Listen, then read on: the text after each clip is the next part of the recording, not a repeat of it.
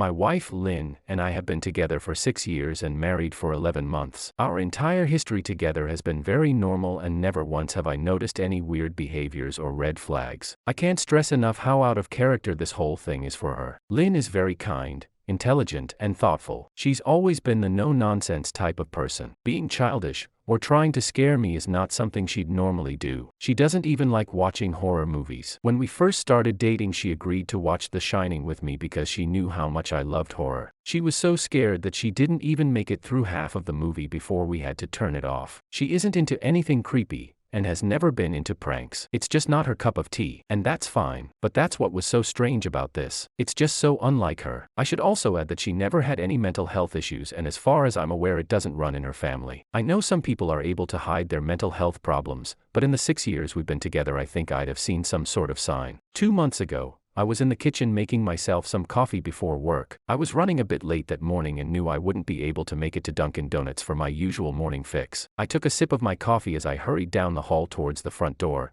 when I happened to notice Lynn peeking at me from around the corner ahead of me. I could only see her eyes, and a strand of her long dark hair hanging against the wall. The rest of her body was concealed behind the corner. I nearly spilled my coffee when I saw her. I did burn the shit out of my lips. "Geez, Lynn," I said, wiping a few drops of coffee from my pants. She immediately popped out of view like a little kid that had been caught. I heard her scurry off towards the living room, and by the time I got to the front door she was out of sight. It was really weird, and just totally out of character for her, like I said, but I also found it kind of funny that she was being more playful and a little less serious. I shouted that I loved her, and called her a weirdo. As I shut the door behind me, I heard her laughing. Her behavior was a bit odd, but it certainly wasn't something to call a priest over. I forgot about it by lunch, and by the time I got home she was her normal self. I didn't bring it up and neither did she, and life went on. The next incident happened 3 days later. It was around 2 a.m. and I had woken up to get a drink. I was standing at the kitchen island, jug of OJ in hand, when I felt a strong feeling that I was being watched. For whatever reason, I looked down at the floor and saw my wife's smiling face staring back. She was peeking at me from the other side of the island, staring up at me with wide unblinking eyes and grinning like the Cheshire Cat. I screamed,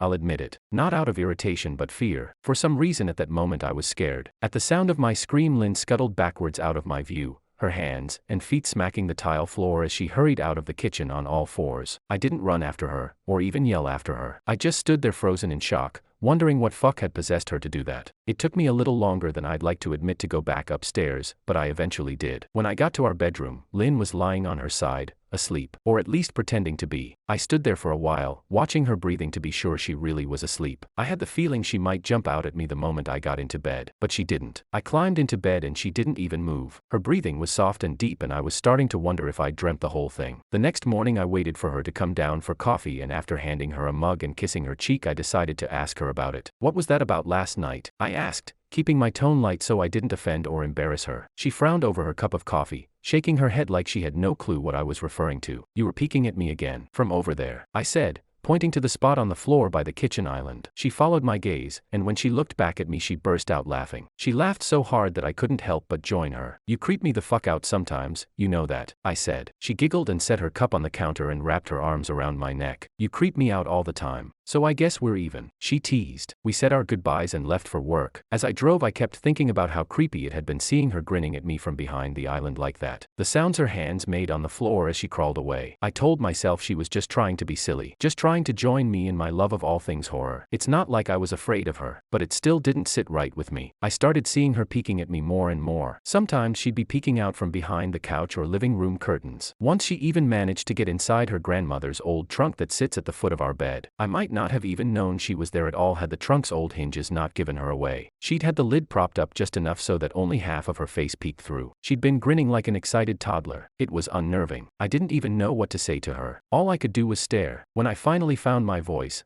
I asked her why on earth was she doing this. She didn't answer, but she had slowly closed the lid, shutting herself inside the trunk. I just walked away, feeling disturbed. I didn't understand why she was doing it, but it clearly made her happy. I just hoped she would tire of the game quickly. Lynn didn't peek at me for the next 2 weeks. I started to think she was done with her weird prank, and I was relieved. We were watching a show on Netflix one night and I jokingly said that I hadn't seen her peeking at me lately, and that she must have given up on her spy game. She looked up at me with a small smile and said, Maybe I've just gotten better at it. I didn't say anything, but I wondered whether or not she was joking. For the next few days I couldn't stop thinking about what she'd said. Was she still peeking at me when I wasn't looking and I just hadn't noticed? And if so, what the hell was she getting out of this? I started to feel paranoid, constantly checking whether she was watching from around the corner or behind a door. I was jumpy whenever I was home and she wasn't in full view of me. I felt stupid and a little crazy, but after a few weeks without another incident, I began to relax. I stopped checking behind furniture and walls and told myself it was just a bad memory. Then a few days ago things got so much worse. Lynn left to go to a friend's, and I lounged on the couch and played a couple games on my laptop. Around 9 p.m. I hopped in the shower, and as I was washing the soap from my hair, I felt that awful feeling that I was being watched. I slowly opened my eyes and almost had a fucking heart attack. Lynn was peeking from behind the shower curtain, her entire head stretched into the shower, leaving just her body outside. Her long dark hair hung against the curtain, the ends dripping with water. Her mouth hung open in a terrible grin, eyes wide and red, as if she hadn't blinked in a while. I screamed and jumped back against the wall. She didn't move, nor did her smile waver. Her makeup ran down her cheeks in 2 black streaks. She looked giddy and completely deranged. I was fucking terrified. We stood like that for a few moments, neither of us saying a word. Finally, after what felt like forever, she slowly pulled her head back out of the shower, and I watched her blurry figure through the curtain as she moved backwards towards the bathroom door. A second later, the bathroom door slammed shut, hard enough to rattle the mirror. I screamed again, and jumped out of the shower to lock the door. I stayed inside the bathroom for over an hour. Maybe I overreacted to some of you, but joke or not, I wasn't going to put up with the crazy shit anymore. That's what I kept telling myself as I paced in my bathroom, stopping to listen at the door every few minutes. Suddenly I heard a muffled sound, and I pressed my ear against the bathroom door, straining to listen. I couldn't hear anything, but I envisioned Lynn standing on the other side of the door,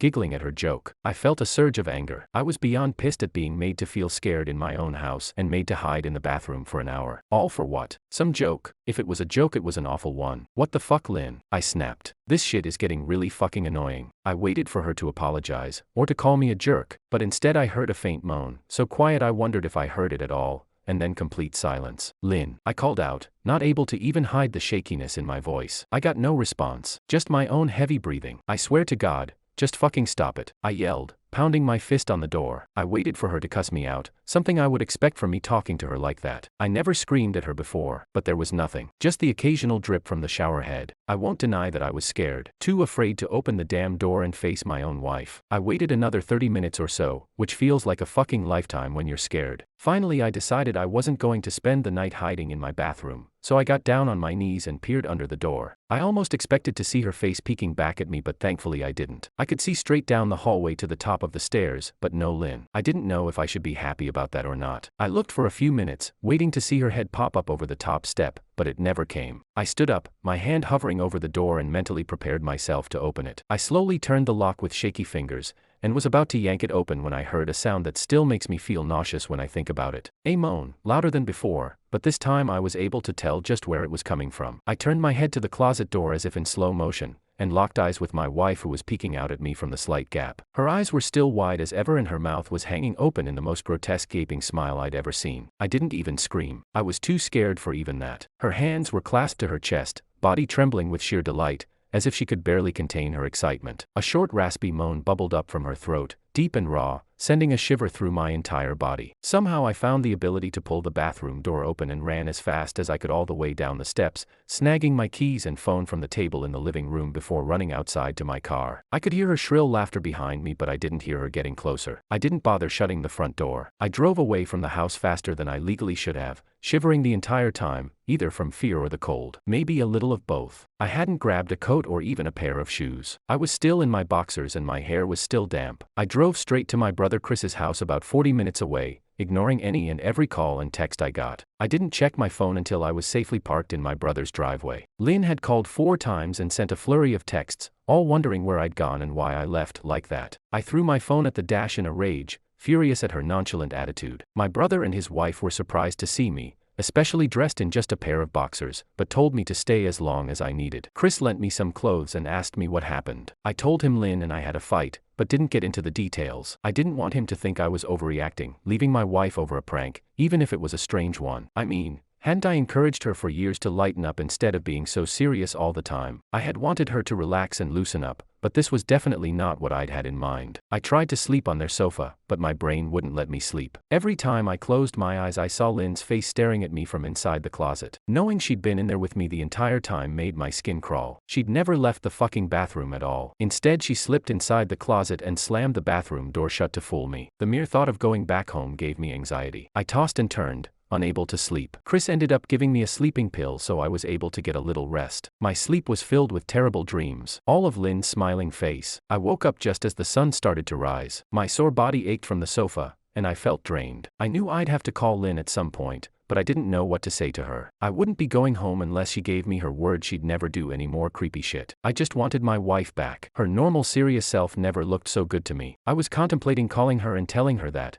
when that familiar feeling came over me, I was being watched. I was staring at the ceiling, my heart in my throat. I didn't want to look away, but the longer I ignored the feeling the worse it got. My eyes drifted away from the ceiling almost on their own. Her face was pressed up against the window beside the couch, staring down at me with that same gaping smile. Drool dribbled down her lips, leaving 2 long streaks down the glass. I didn't know how long she'd been there, but something told me she'd been there quite a while, possibly all night. I didn't bother screaming, though I was afraid anger trumped any fear I felt at that moment. I jumped up from the couch and pounded my palm against the glass. "Lynn, are you crazy? What the hell is wrong with you? Just go home," I shouted. Now, she didn't move, and her ghastly expression never changed. If anything, her smile only grew, as if she had never been more elated. I could hear Chris and his wife moving around upstairs, as if Lynn could hear them from her place outside. Her head twitched slightly in their direction, and she began to close her mouth slowly. Chris called my name from upstairs, obviously concerned. I turned to see him and his wife Rebecca hurrying down the steps. When I turned back to the window, Lynn was gone. The only sign she'd been there at all was the 2 streaks of drool still dripping down the glass. I tried explaining to Chris and Rebecca about waking up to see Lynn watching me through their window. They were skeptical. Who wouldn't be? Chris and I went outside to the spot in front of the window, but there were no footprints in the dirt,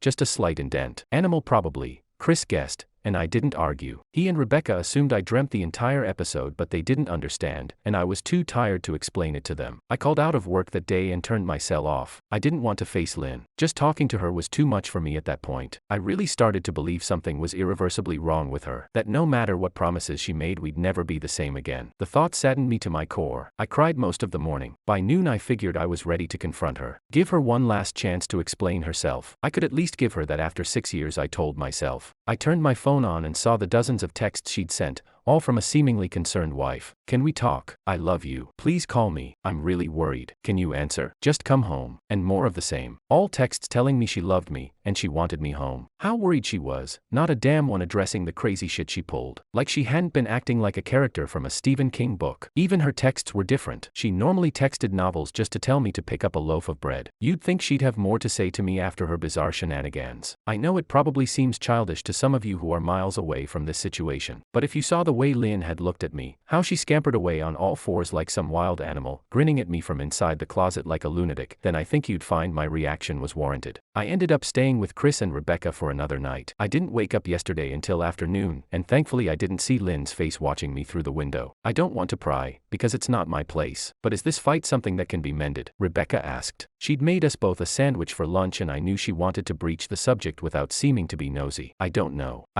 She's like a different person, I said, choosing my words carefully. I still wasn't ready for her or Chris to know the full extent of the batshit craziness I had been dealing with. People change, Ben, but she's still the same woman you married. Maybe you both just need to talk through your issues. Whatever's going on, I'm sure it can be fixed, she said. Ever the peacemaker. I think it's beyond that now. I don't think talking would help. I just don't trust her, I said. The words stung in my heart. I missed and loved my wife, but how could I live with someone like that? Living in constant fear didn't sound too appealing. Lynn loves you. She has to be absolutely crushed, she said. I don't know about that, I said. Well, she certainly seemed like it to me. I've never seen her so upset. Very much unlike the Lynn I know, Rebecca said, shaking her head sadly. It took a full minute for her words to really sink in, and when they did, I felt dread worming its way through my skin. Wait, what do you mean? You saw her? You saw Lynn? I asked, my mouth suddenly dry. Rebecca nodded casually as if that fact wasn't nightmare fuel. Maybe for her it wasn't. She stopped by this morning just after Chris left for work, she said, cleaning the plates from the table. I didn't see her car though. Maybe she took an Uber or something. Bake. What did she say? Did she come inside? I asked, sweat starting to break out on my forehead. I began looking around,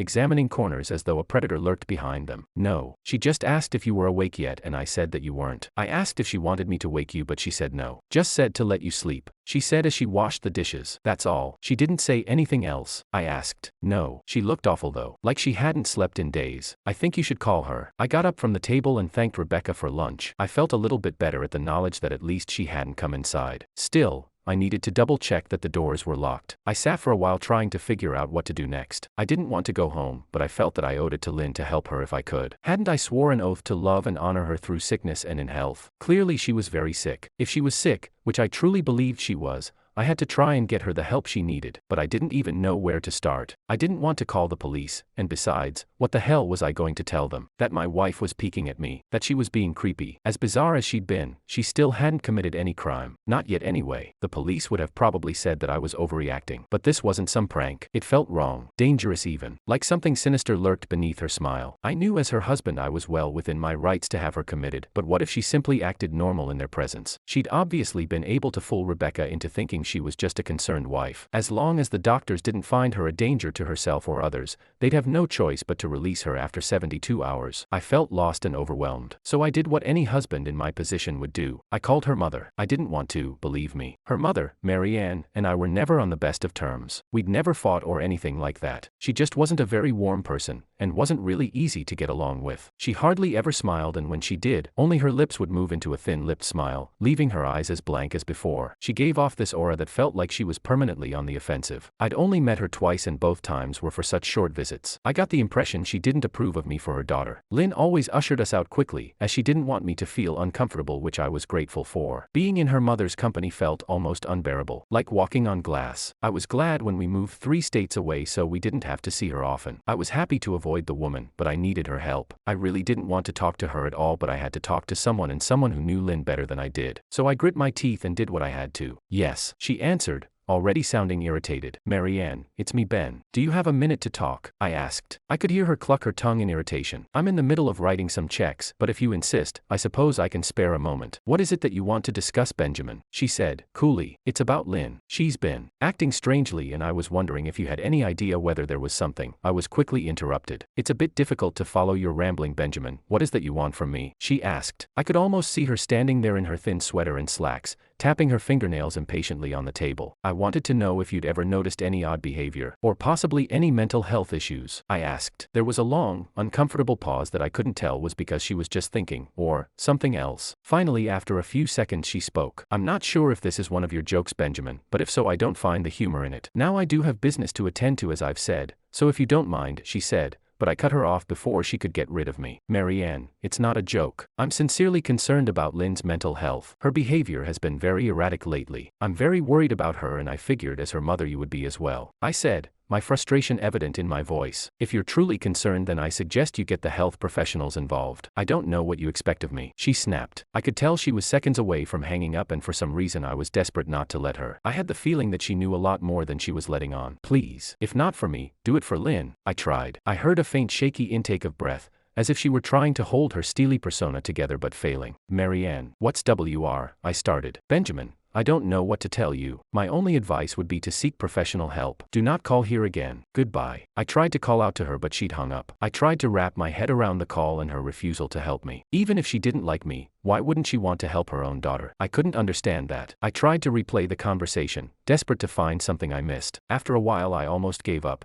until I remembered her last words to me. Seek professional help. She'd said those words with a bit of urgency. I could have just been grasping at straws, but no. I was sure her voice had changed ever so slightly when she'd said that, as if they were very important. What had she meant? I assumed she'd been referring to medical professionals, but maybe she was referring to someone else. Someone that she didn't, for some reason, feel comfortable saying directly. Or maybe I was just desperate. I waited for Chris to get home, and after a very long and exhausting conversation with him and Rebecca, I convinced them that Lynn truly needed psychiatric help. I didn't tell them everything. I wasn't prepared to go into it yet, but I told them about our last encounter. How she'd hidden in the bathroom, peeking at me from the closet. They were obviously shocked, but thankfully they believed me. They too just wanted to help her. Still, they didn't think it was all that serious. Weird, maybe, but not dangerous. They just kept saying that Lynn had to be playing some kind of weird joke. Maybe for YouTube, Rebecca offered, if only half-heartedly. Chris didn't think we should involve the police just yet. He offered instead to go with me, and I readily accepted. He reasoned that calmly talking to her, trying to coax her into going willingly was the best recourse. I agreed to do it his way. At least I wouldn't be going into that house alone. We drove over this morning, just after breakfast. There was no way I was going at night. When we pulled into the driveway, my stomach began doing somersaults. Her car wasn't there, but I still didn't let my guard down. The front door was ajar, and for a split second I thought we'd see her eyes staring through the gap. I was shaking and starting to sweat. Chris, however, was fine. He waited for me to open the door, his hands in his pockets like he was going on a fucking stroll through the park. I envied his ignorance. I pushed the door open and was immediately hit with the stench of rot. Chris smelled it too, and he walked in the house behind me with his nose scrunched up. "What do you guys use to clean the floors around here?" "Shit," Chris mumbled. "Shut up," I said, my eyes darting around for any signs of Lynn. The house was deadly quiet and dark despite being 10 in the morning. All the curtains were closed up tight, refusing to allow any sunlight inside. If I hadn't left it just 2 days prior, I'd have thought the house to be abandoned. We moved through each room, carefully checking any place that she might hide, occasionally calling her name. "Why the fuck are you looking under the couch?" Chris asked eventually. "Aren't we looking for your wife?" He was looking at me like I was a moron. "Let's just go upstairs," I whispered. He shook his head but followed me up the stairs to check the bathroom and spare bedroom. On the way up, my shoes crunched over pieces of glass that looked to be littered over a few of the steps. I noticed that one of Lynn and my wedding portraits that hung on the wall along the staircase had been smashed. The frame hung crookedly, all the glass removed. I stared at the picture, a lump forming in my throat. We had taken the photo just after leaving the church, after saying our vows. She looked so beautiful in her white gown. I looked at Lynn's beautiful face. I never dreamed her face would ever be a source of terror for me. We climbed the rest of the steps and checked the spare bedroom, but it looked completely untouched. I was hesitant to go into the bathroom, my fear from that night coming back to me all at once. Chris noticed,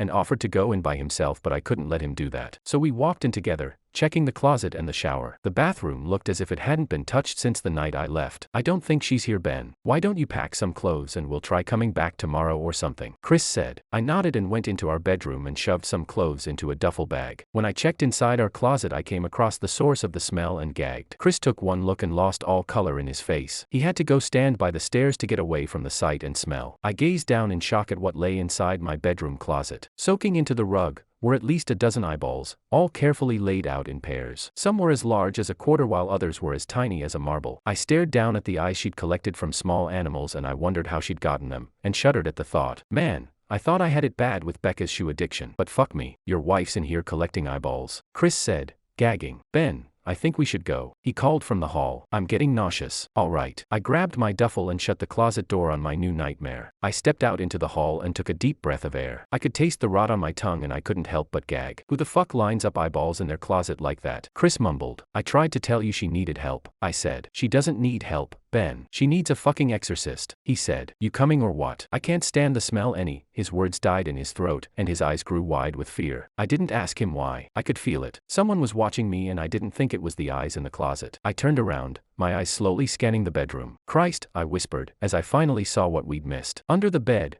curled on her side, watching us with the excitement of a kid on Christmas morning, was my wife. She held her hands together just under her chin, and they were shaking eagerly. Now that she knew she'd been found, I could hear the quiet noises she was making, a sort of hiccuping sound in her throat, as if the excitement was just too much for her. It was unnerving to say the least. Wide eyes, and that same huge smile. Everything in me told me to run, but I forced it away. This was my wife. No matter how twisted, she was still the woman I married. I had to help her. "Lynn," I said softly. She didn't respond, but her head bobbed back and forth in 2 quick little movements as if she were nodding. "Baby, I just want to help, okay? Can you let me do that?" I asked. I had taken a single step forward, approaching her like some kind of dangerous animal. "I love you, Lynn," I said softly, taking another step closer. She let a tiny moan escape her wide-open mouth and I had to resist the urge to run. Her shoulders were starting to quiver, and her eyes grew as large as saucers. I crouched down so I could see her better, and immediately saw the blood. Her hands were covered in it. They trembled more the closer I got, as if she was barely able to contain herself. "Lynn, are you hurt? You're bleeding," I said. She bobbed her head again, her bloody fingers moving up and down as if playing an invisible piano. They occasionally grazed her chin, leaving smears of blood on her skin. I wanted to recoil in disgust. The smell that was coming off of her was revolting. I could feel the vomit trying to climb up my throat. Her lips were dry and stretched thin, blood seeping between the cracks. I knew she wouldn't come out on her own, but I didn't want to leave her in the state she was in. I scooted closer and reached out to her. The excited hiccuping sounds got louder and her hands shook, fingers flexing. It was then that I could see the blood oozing from in between her fingers. "Oh my God, Lynn, you're bleeding," I said. Instinctively I reached out to take her hand, but before I could even touch her, her hand sprang out towards me. A sharp pain shot through my arm, and I fell back on my ass. My arm burned, and I could see the blood dripping down onto the carpet. I looked back at her in shock and saw her grinning madly, her fingers clutching a large shard of glass. "You all right in there?" Chris asked from behind me. I turned my head slightly and nodded to him, cradling my arm to my chest. When I turned back to face Lynn,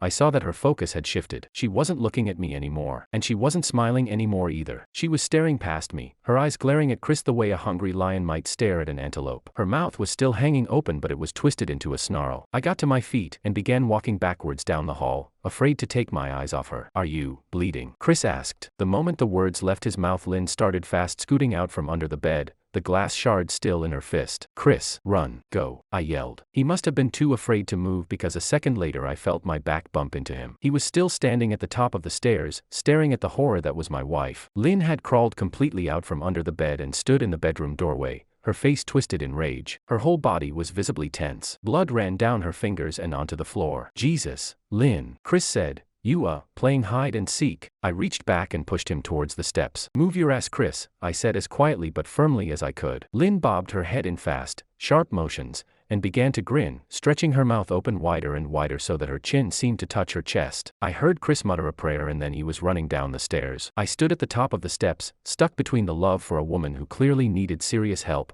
and self-preservation. "I only want to help," I said, choking back tears. Her eyes focused on me once again as she slowly lifted the glass, holding it out in front of her. And then she started sprinting towards me, grinning with utter excitement. Thankfully my body took over and I flew down the stairs, skipping 2 or 3 at a time. I made it to the front door before I felt her leap onto my back, wrapping her arms around my neck, her open mouth next to my ear so that I could hear those terrible hiccuping sounds up close. I shook her off me, knocking her to the floor. I felt a searing pain in my back as she went, but I tore open the front door and bolted to my car. Chris was standing in the front yard, talking on the phone with the police. I didn't say a word, I just ran to my car and jumped in. Chris took the hint and followed me, still on the line with 911. I watched the rear view mirror, sure I'd see her there, running after us, but I never did. I went straight to the ER and got 11 stitches in my arm and 3 on my back. The police asked a lot of questions and went back to the house to do a search, but of course, Lynn wasn't there. They advised me to stay with a friend or relative for a while and to file a restraining order as soon as I could, but none of those things would matter. Somehow I just knew. I dropped Chris off at home and went to a motel an hour away. I wanted to put as much distance between me and Lynn as I could. This is where I've been for the last 4 hours. I thought maybe the police would find her, maybe they'd get her the help she desperately needs. But now I don't think so, because 40 minutes ago I got a text from an unknown number. Just 3 words, "I found you," and a picture attached. The picture was dark and grainy, but I instantly knew what it was. There was no mistaking my wife's eye. I started typing this out immediately after. I don't know what to do. I'm alone and scared, and I can't help but feel that I'm being watched.